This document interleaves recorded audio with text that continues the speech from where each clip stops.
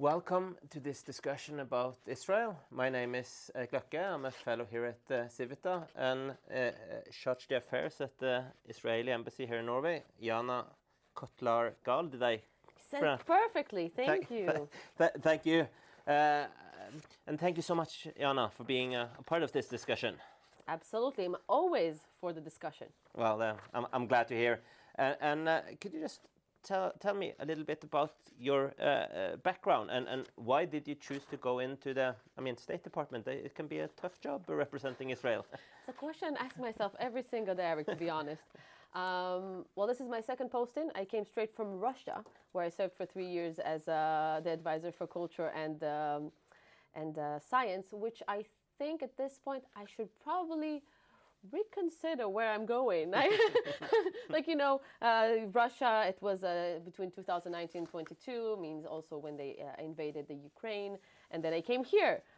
So I am reconsidering if it's the right place for me. In the past, I was a journalist, and I worked in high-tech companies, and here we are today. Yeah. Right. And we'll get back to your experience in Norway, but obviously, the discussion that kind of dominates all media, all lunch table discussions to the extent that people are discussing it is, of course, the Gaza war. But if you were to say a little bit about how the 7th of October attack has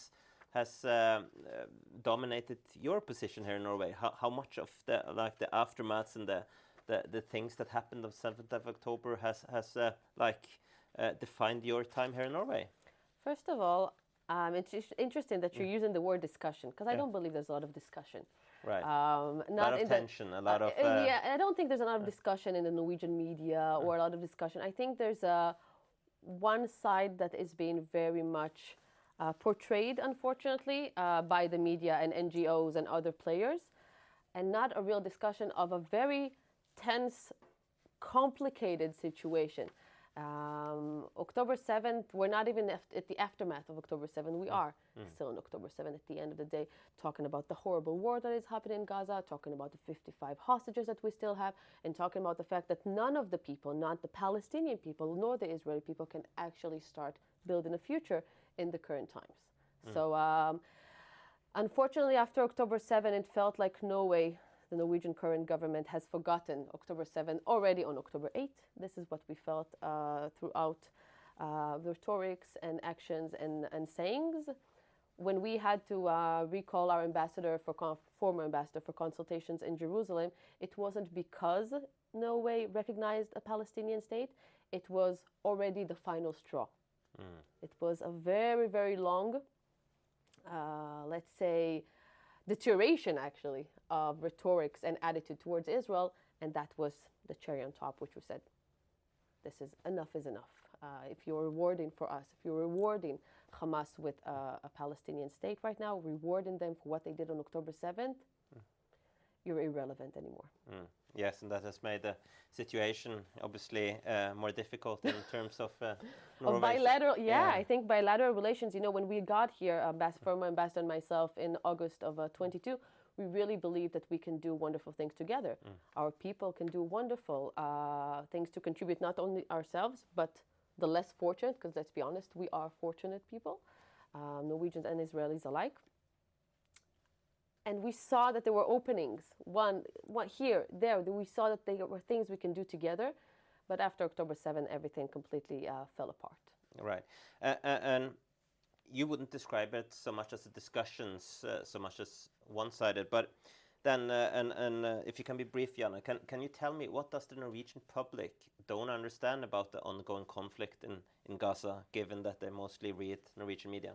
First and foremost, they don't understand that it's not a conflict only in Gaza, that Israel is still fighting a seven-front war.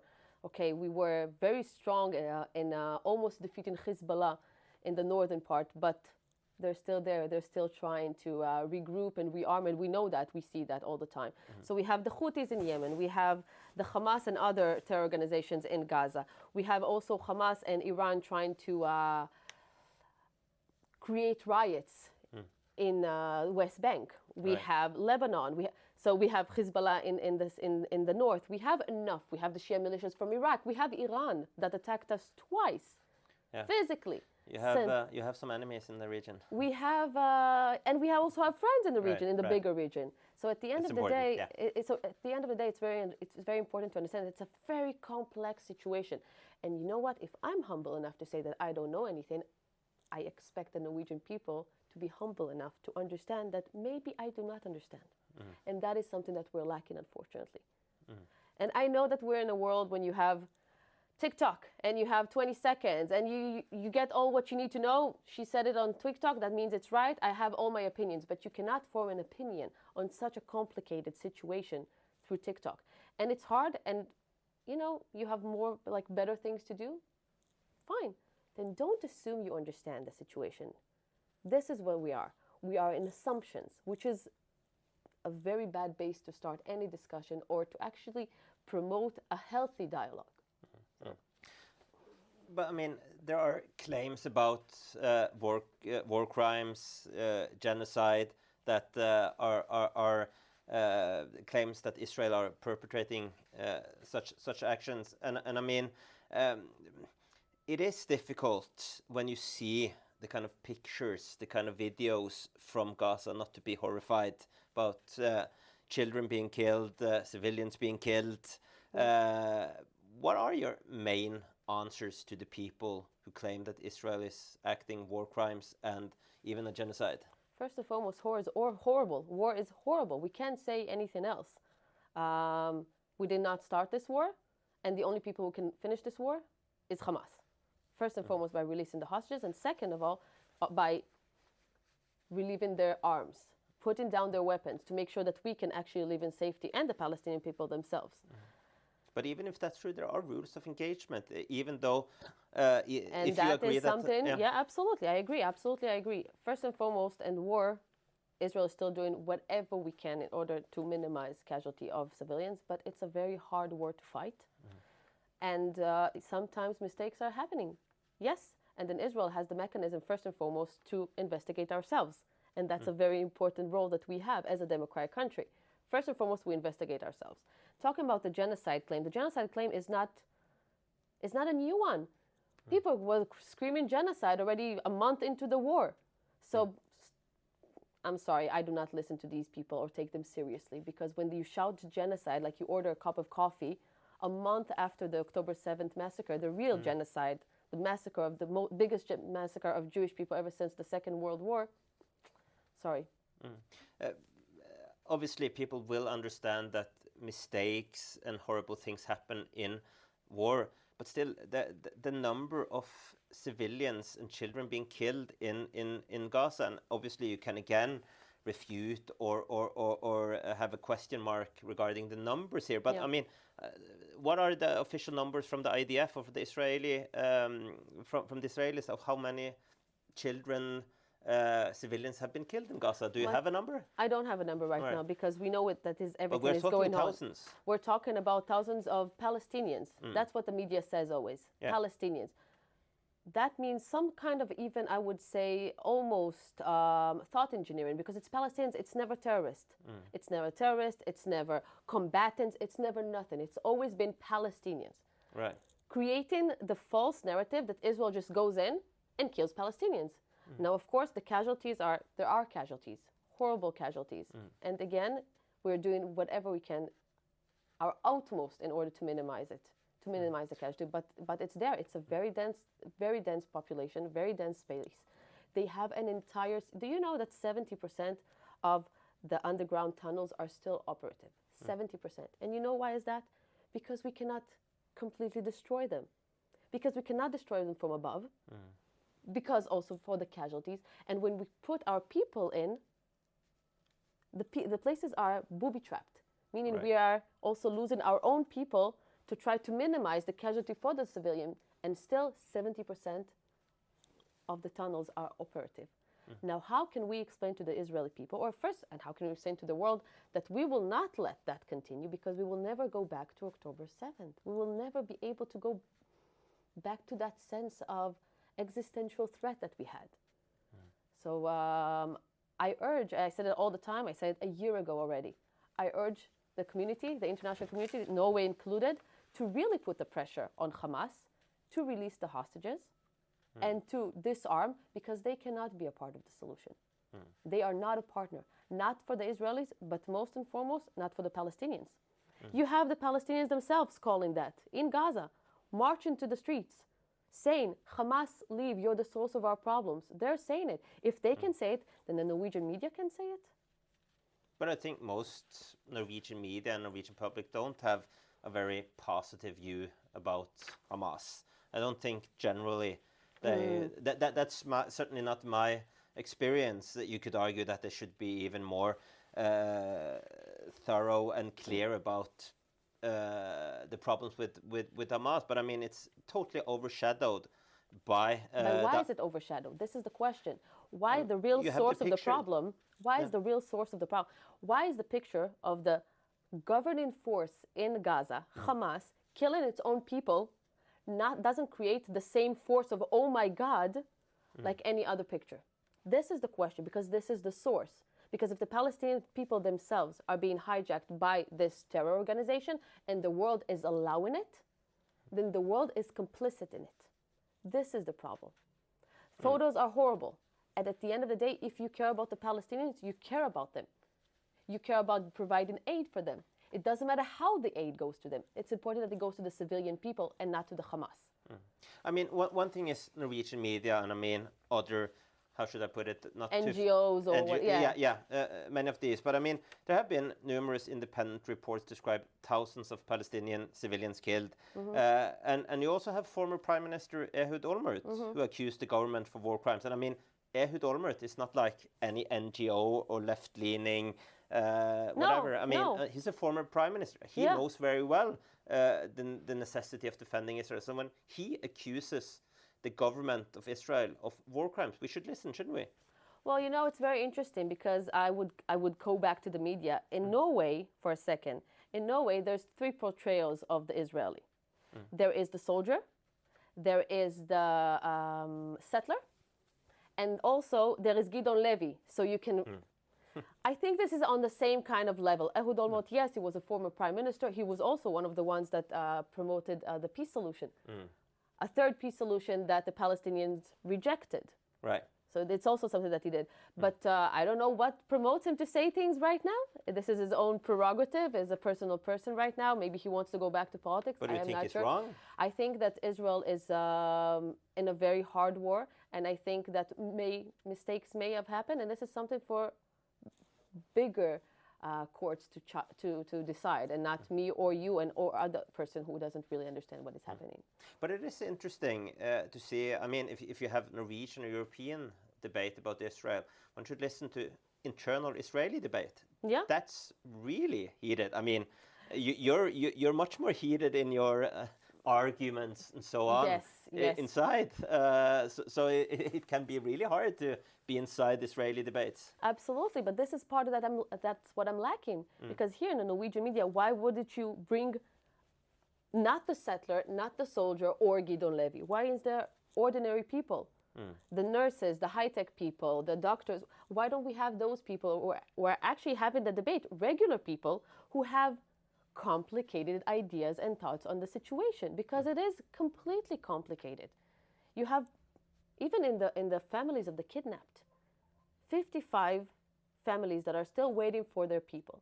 55 people that are kidnapped, hostages in Gaza. Most of them are already dead. Right. Even there's how to, because it's a very hard question. Totally agree. But like the final question on the Gaza war, and we can move on to other questions, which I also think is interesting to discuss, precisely for the reasons you mentioned, Yana.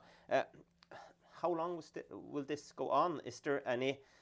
How will Israeli define success? And I mean, not to put you in a difficult spot here, but I mean, come on, this is what we do. Well, sort of. Anyway, but you answer the way you want you would do anyway. But I mean, there are, and this is not only outside Israel. There are also people inside Israel who say, well, Prime Minister Netanyahu has a political own interest in continue this war, because if the war stops, he will have his internal political problem. This is politics. So the reason I ask it is, how can we define success here? And is there any more objectives you can reach from the Israeli side by using military means? It's difficult to get rid of an ideology by military means. First and foremost, I'm going to say something that is not popular. Also back home, probably. There is no success. October 7 was the hardest thing that we have ever went through, and we will never recover from that. It will always be a part of our DNA. We have to remember that. And some people should be accountable for that happening and in Israel. Some people should be accounted. That's an inner debate, very, very heated, as you say, inner debate. But the fact remains is that the way to end this war is by releasing the hostages.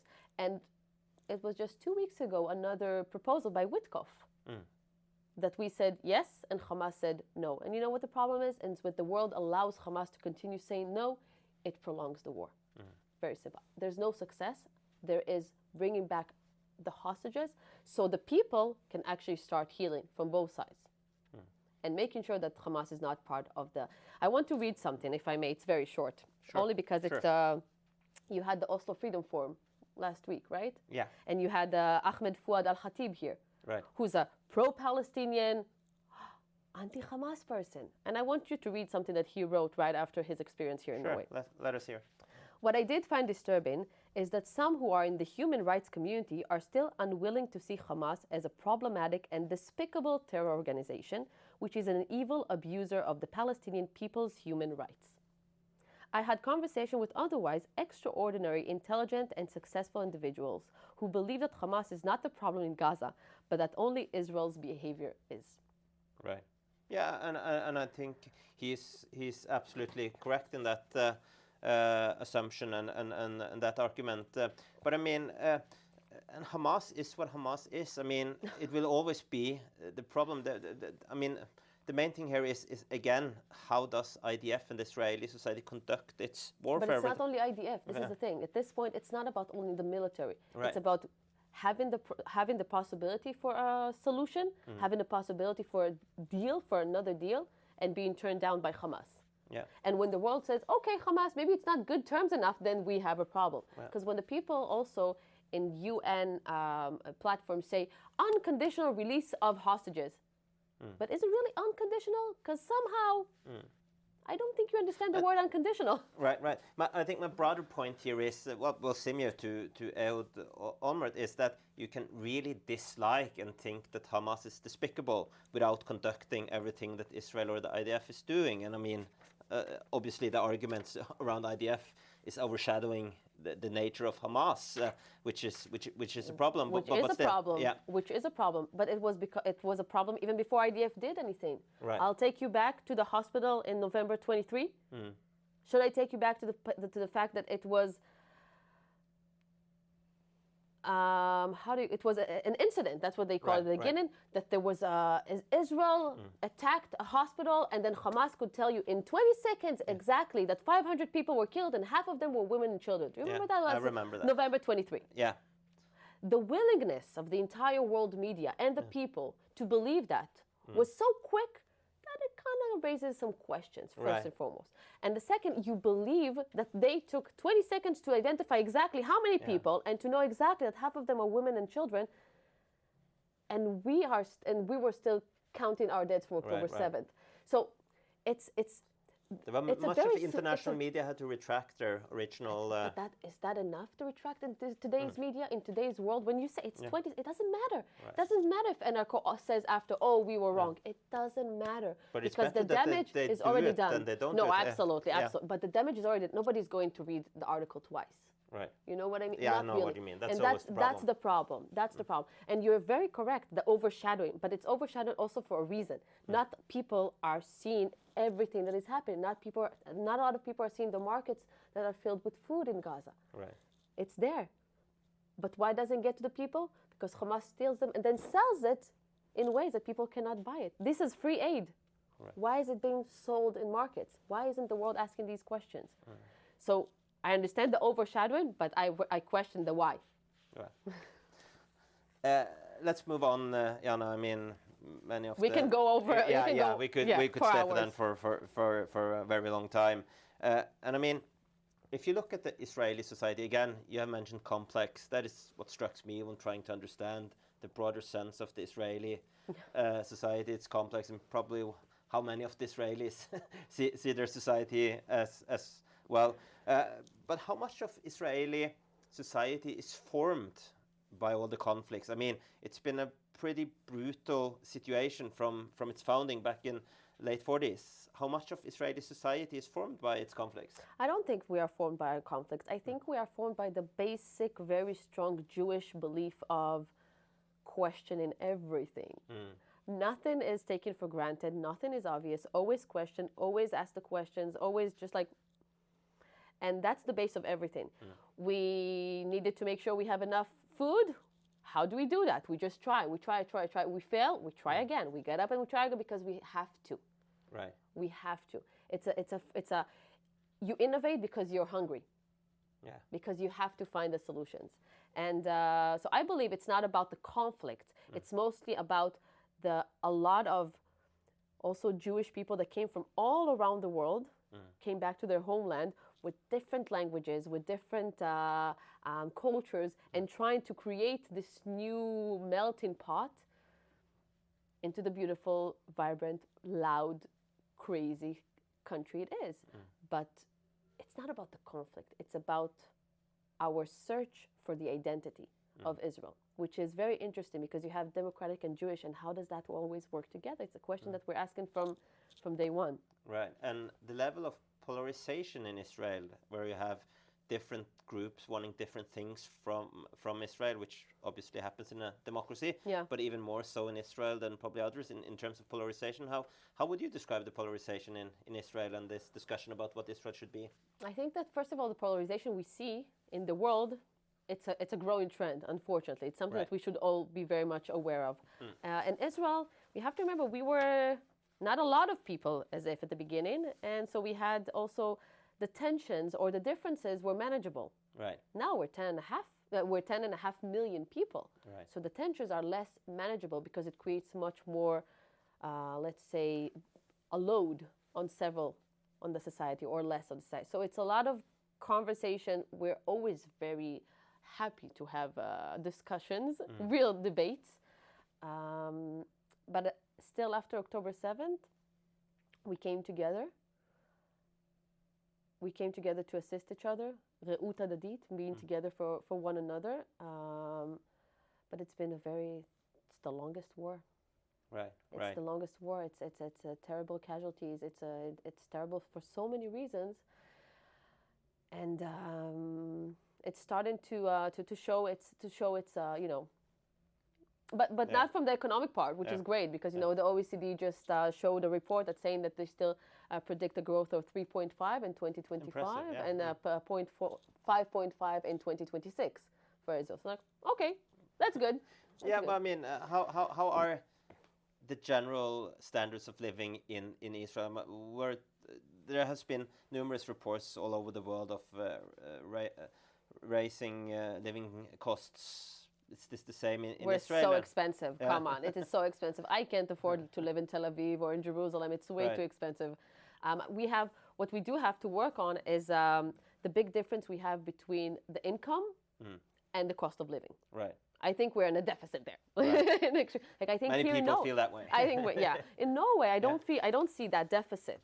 It's not as many people in Norway would also say that they are feeling. Obviously, you always compare with your neighbors and so on, and not with the rest of the world. But I mean, you have this discussion here as well, but probably not as much as Israel and other. I think it's a very big deficit, and the fact also that most of the economy is driven by high tech, for example. So that's an engine that pays also very much. Right. But the others don't, not as much, unfortunately. Not everybody can be in high tech. So it's But I mean, the high tech also creates side effects with all absolutely the demands for everything that comes around the whole infrastructure and ecosystem. Absolutely. No, it creates great development, which is always good. But we also need to have doctors and we have to have farmers, and they're not getting the amounts of money that a high-tech person is getting. Right. So but regarding high-tech, I mean, in terms of R&D, research and development, Israel is on the forefront. How would you explain Israel being such a high-tech country and so dedicated to research and development? First and foremost, I go back to asking the questions and not being afraid to fail. This is what we do. Most of the world would love a country to experiment in terms of you try, you fail, you continue. I don't think it's a mechanism or it's a thought that a lot of countries have in like oh no, I failed. I'm stuck. I can't continue. No, you failed. You just reroute and you try something else. So you have most of the biggest R&D companies, R&D centers of the biggest companies in the world in Israel. Right. Because they're questioning, because there is this sense of so many different opinions and people and point of views that create a real fertile ground to innovate. Right. You know, when we have WaterGen, for example, which is literally creating water from the air. Right. It's a very simple. Right. It's a very simple solution. It was always there, but an Israeli invention to actually create water from the air. Yeah. Simple and ingenious at the same time. I think that's the base of Israel. We need simple solution. We need like to fix simple things, and then you come up with simple solutions. Right, right. And how much of this high tech is driven by cooperation with the IDF and the fact that you have friends, as you mentioned, but also enemies? I mean, Israel need to be on the forefront of technology in terms of the region. For example, with the war in Gaza, it's not about the weapons. It's about mostly the technologies of health. Right. The health tech technologies that were also very much strong because of the war in the Ukraine. All right. Because we received a lot of patients to Israel to assist with their rehabilitation. So we had to develop better and newer technologies to help the soldiers from the Ukraine, also our soldiers. So a lot of development also from the tech, from the health tech companies, which is very, very good. But it's all together. Yeah, it's a when we have in Be'er Sheva, I don't know a lot of people who know, this is like it's called the capital of the Negev. Be'er Sheva, you have the biggest, like you have a research and development center with the biggest international companies stationed right next to the university. Right. And very, very close to the hospital also. Right. And they built a train station right there. So it will be just easy to create the whole ecosystem around. The whole ecosystem. The demand, the knowledge, the need, everything combined and always going back to check. So yeah, this is how it is. How good is Israel in attracting international students and especially Jewish people living around the world to come and contribute to the economy? If you ask the numbers now, there is a lot of aliyah actually after October 7, which is interesting because it's a country at war, but a lot of Jewish people feel safer there than they are in their original countries. Right. Home. Yeah.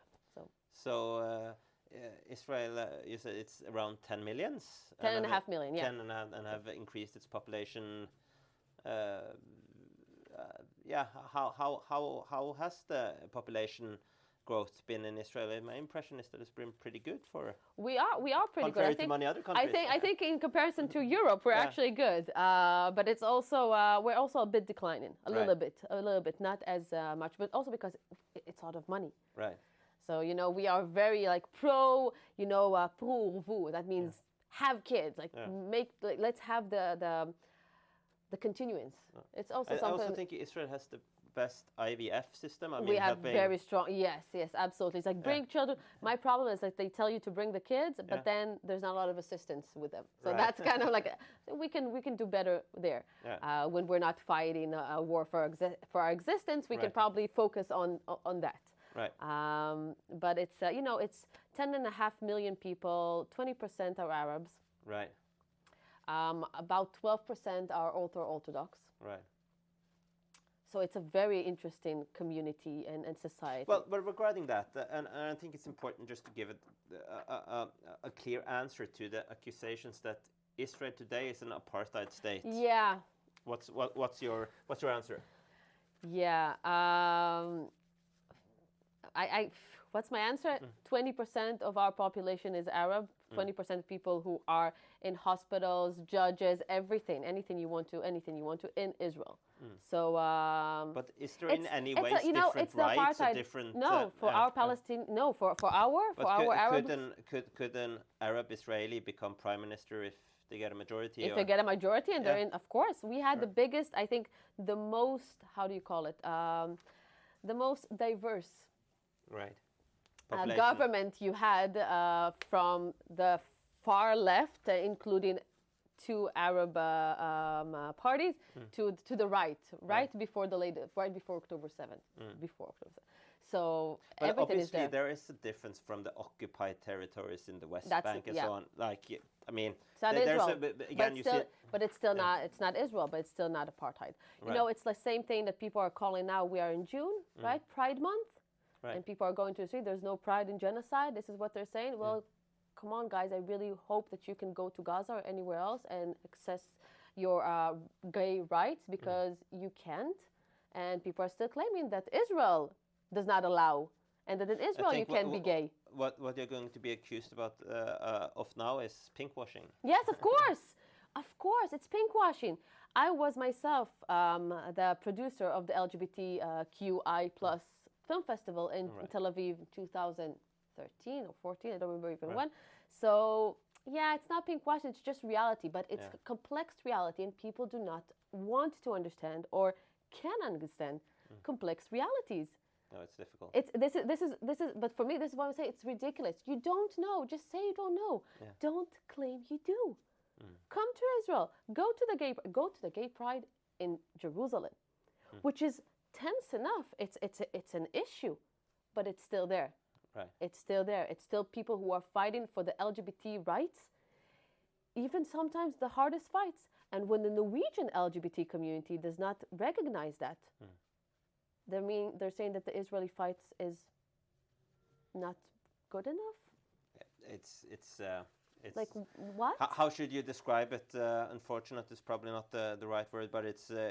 I'll give you an example. No, I'm sorry. I'll give you an example which is very current. You had LGBT rugby tournament. Yeah. Now I think you just had like 2 weeks ago, and a Tel Aviv-based, not a governmental one, a Tel Aviv-based group. Delegation that were group that was supposed to play were denied on the basis of that some of them were as if soldiers in the IDF and reserves, which was false. Yeah. And as if they are contributing to Israel, like to the bad Israel, which is false. And you know what's interesting about this? Half of them are Arabs. Right. So this is the most interesting thing about the black and white.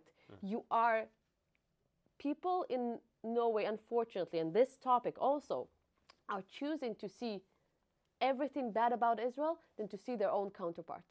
Right. This is a LGBT rugby team. One of the strange things about this is that you coexistence inside. Right. You could, or you should, in anyhow.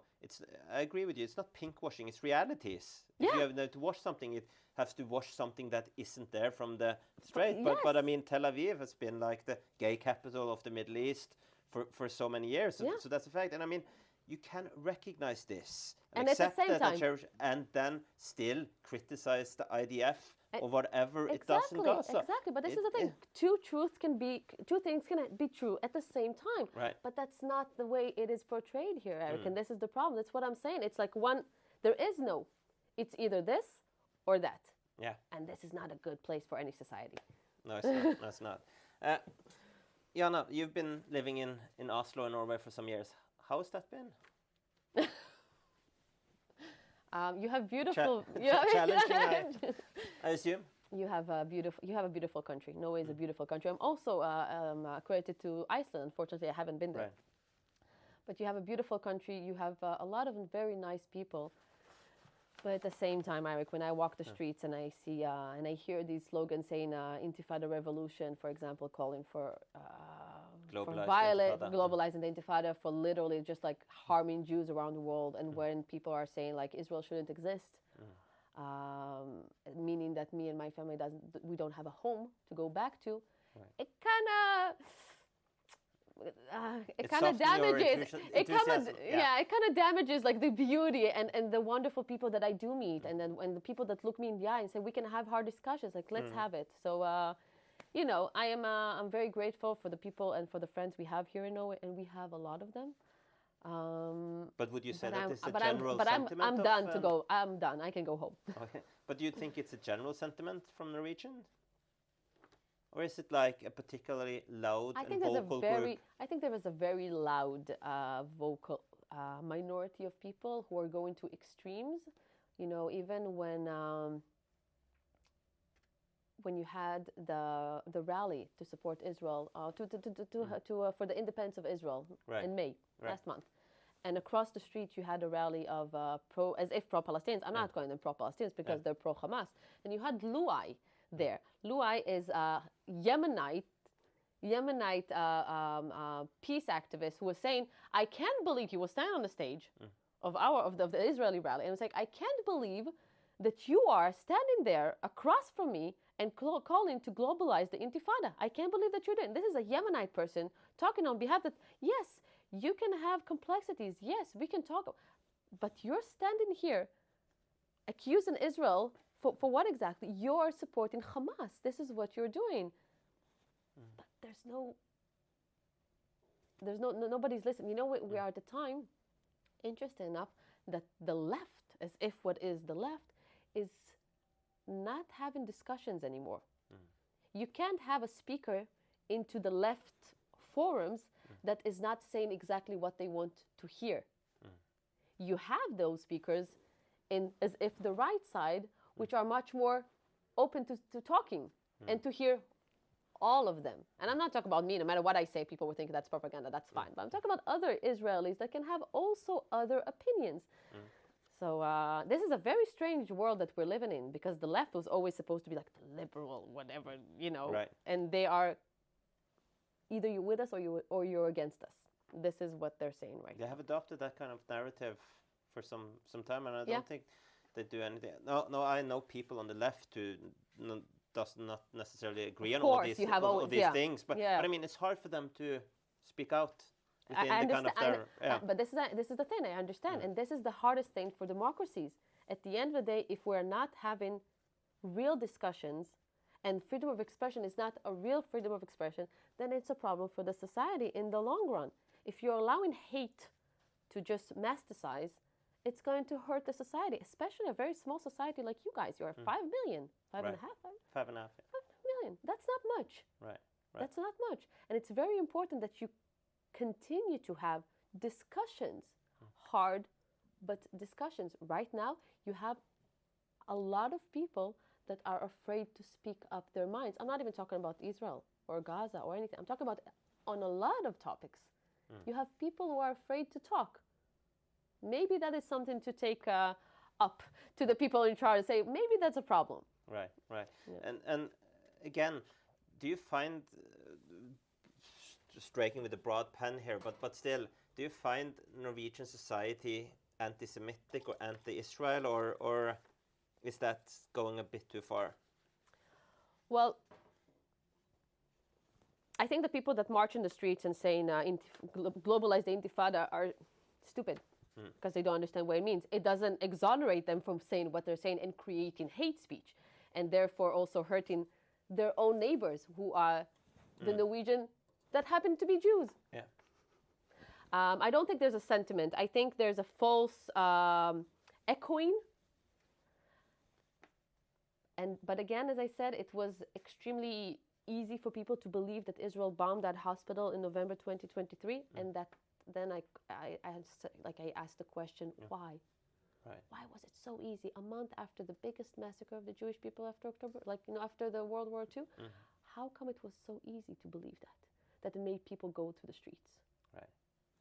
But they have a very negative view from Israel. But that's I'll leave there. But I'll leave that. They had a very negative view of Israel. Fine.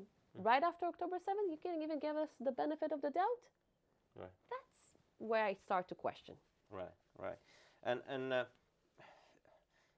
how do you find wearing the Israeli flag provocative in Norway? I don't think you're allowed to. Right. Well, look at the people. People are not doing that. You can wear the Palestinian flag. You can put it everywhere. That's fine. But if you dare to walk with an Israeli flag, you're putting yourself in you're a harm's way? target. Of course, you are. You are. We saw it also. It was in Stavanger, a video I saw of an elderly woman walking with an Israeli flag after a meeting she was in.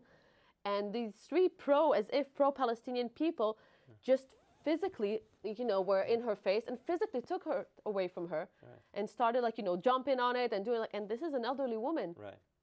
This is what you're allowing to this is allowed? This is supposed to be freedom of speech? This is okay? No, This is okay? But it's everywhere we see that, and even it's horrible. even when we talk about prominent figures in the Norwegian culture, like Raymond Johansen, for example, that had a conversation with Ervin Kohn a week and a half ago in another call, and he said a sentence that sticks with me. He said, I feel sorry for the fact that for the Jewish people feel like they have to defend Israel. Why are you creating this? Why are you putting another on the Norwegian Jewish people? They didn't say they want to defend, but you're making them. They are the only people that they have to have an opinion, but it also has to be a good opinion, Right. the one that goes with you. Right. But you're putting a spotlight on them. Again, I feel sorry that they feel the need to defend Israel. Right. That is a dangerous statement. Right. That is very bad for a society to allow these statements without any, because that creates. It really sounds, Yana, like it's even more provocative to wear a Israeli flag than a Russian flag in Norway. It is, absolutely. But that's That's true. ridiculous. It is ridiculous, but it's true. But it's true. And but I have to say that I don't mind walking around with Israel with Hebrew words. Security, don't kill me. But because I don't think people understand what it is. Right. And the fact is that even if I walk the streets and I'll talk Hebrew, most of them won't understand. If I'll talk Russian, that'll be fine. Right. If anything. Because you But speak Russian. I do speak Russian. Oh. I do speak Russian. But it saddens me. It really does, because Norway is a beautiful country. You have everything you can to be the best. Yeah. So just take care of yourselves, because importing a war that you have no real stake at is probably not good for your society. And we're moving towards the end here, Yeah. Yana, but I want to ask you, do you feel unsafe in Norway? And do you think Jews in Europe and Norway are unsafe? I think that talking about the Jewish people in Norway, you should talk to the DMT, or even read. It was in Vartland at the beginning of January. They did a very long piece about Jewish children that were feeling unsafe, and they were harassed and bullied in school. And then you also had a letter from an anonymous Jew that was printed a week ago, saying that this is not my home anymore. I'm leaving. Right. I feel scared here. Right. I don't feel like I have to put down my Magen David, my so The identity. Yeah. yes. So you need So to the ask. answer is yes. So the You do answer is feel- I think that people should listen to their neighbors and to ask them how they're feeling. But we saw what happened. All of this rhetorics, all of this demonizing Washington. Yeah, This is what Israeli embassy employees. officials were killed. They were killed. They were murdered in the street. Boulder, a small city in Colorado, beautiful, very peaceful, has nothing to do. Was attacked 15 or because 6 of Israeli connections. Of a march for the hostages. You're right. A march for the hostages.